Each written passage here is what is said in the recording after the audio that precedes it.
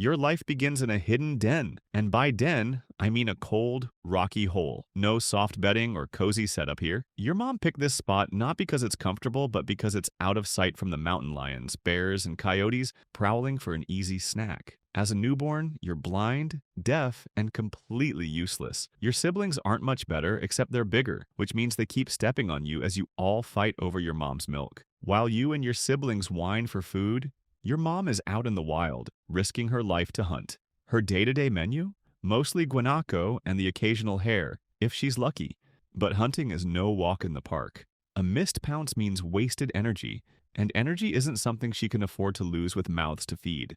Every time she leaves the den, she's gambling. Will she come back with dinner, or will she become dinner? Back at the den, things aren't exactly harmonious. You and your siblings spend your days jostling for position, with the biggest cub always shoving everyone else aside for the prime spot at the milk bar.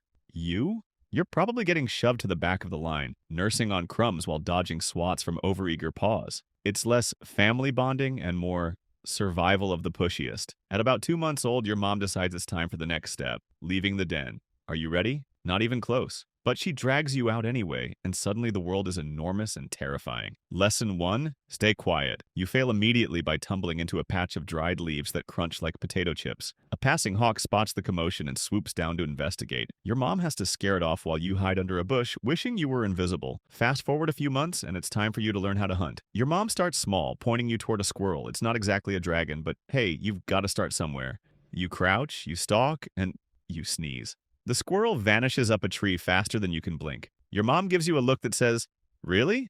and takes over. She catches the squirrel with one swift move, leaving you to sulk in the grass. As you try and fail to hunt, the wild reminds you that you're not the only predator out here. A golden eagle circles overhead, eyeing you like a snack. Meanwhile, a wild boar crashes through the underbrush, completely indifferent to your existence but big enough to trample you without noticing. And then there's the raccoon that wanders too close to your hiding spot. It's not a threat, but it hisses and fluffs up like it owns the place, scaring you back into the bushes. Over time, you start to improve. You catch your first mouse, and even though it's tiny, it feels like a victory. Your mom watches silently, giving you no praise, but also no criticism. You take that as a win. Slowly, you begin to understand the basics of hunting. How to stay low, move silently, and strike quickly. But even with practice, you're still far from a pro. Every guanaco feels like a marathon, and you're lucky if you even get close. At about 20 months, your mom decides it's time for you to leave. There's no warning, no ceremony. She just stops feeding you and walks away. Now you're on your own, with no survival guide and nowhere to go. Your first attempt at hunting solo? A disaster. You spot a hare, but your pounce is so clumsy it hears you coming a mile away. You end up face first in a mud puddle while the hare hops off, probably laughing. Finding a home isn't any easier. Every inch of land is already claimed by bigger, stronger pumas, and trespassing isn't an option. One day, you stumble into the territory of an adult male. He catches your scent and tracks you down, growling so loudly you're sure the entire forest can hear. You sprint away, narrowly escaping with your life. Eventually, you find a patch of land that seems unclaimed. It's small, but it's yours, for now. Finally, you manage to catch a rabbit. Victory. But just as you sit down to enjoy your hard-earned meal, a pack of coyotes shows up. They're not interested in sharing and start circling you like bullies in a cafeteria. Outnumbered and exhausted, you have no choice but to abandon your meal. You slink away, hungry and humiliated. And then there's the biggest threat of all, humans.